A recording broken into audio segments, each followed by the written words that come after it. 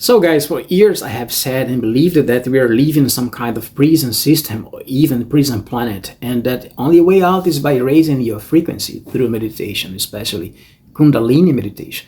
But here's the thing. As soon as you start going down this awakening path, it feels like the system instantly notices something has shifted in you, and it starts pushing it back in different ways to try to slow you down or stop you from moving forward. This pushback isn't just about people with spiritual forces. It also includes what some describes as the system's algorithms and occult style technology that can track you and interfere with your life in ways that mess with your mind and lower your energy, trying to make you give up. I personally believe this kind of influence is strong enough to push someone in a low state of vibration toward suicide. By the way, unfortunately, that probably was what happened to the David Wilcock, for example.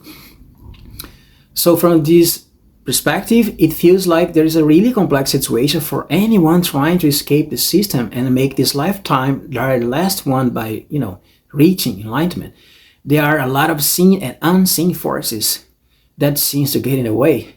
The visible ones in this belief system aren't just organizations or groups controlling things on earth, but also people who seem normal but are thought by some to be influenced or controlled by the system itself. In this view, they are seen as not fully conscious souls. Some even describe certain individuals as more like programmed parts of the system rather than fully aware beings, almost like the system running through people. That's why once I said I believe around 70% of the world's population don't have souls. In this view, they are like clones created by the advanced AI system meant to feed the system itself and keep people stuck in the rebirth cycle. When I say clone, I mean the system creates a copy of a soul, and that copy becomes active and self-aware during the rebirth cycle. So in this perspective, a large part of the world's population is part of these programs.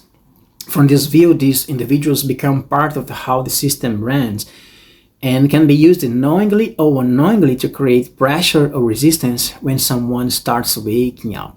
Then there are also the invisible forces. People talk about like spiritual entities or negative beings existing in other dimensions that we can't see. Some believe many of them are negative extraterrestrial influences and that they can affect people, including those who have passed away, and they are still unaware of this. This is sometimes described as a spiritual obsession or interference working against us. From the same perspective, even technology and algorithms are seen as a part of these unseen forces, blending the spiritual and technological worlds together. So in this view, there are both positive and negative influences in these unseen realms.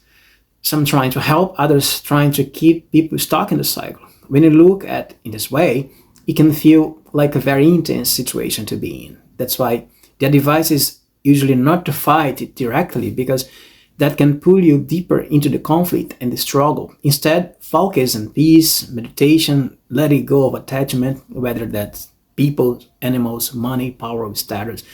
The idea is that attachment keeps you tight in the cycle, while letting go brings freedom. You can still love people, animals, of course, but when the time comes to move on, you let it go. That's seen as a kind of true love, love without possession. It's also suggested to forgive yourself during meditation for anything you feel guilt about, because guilt is seen as something that can keep you stuck in repeating cycles.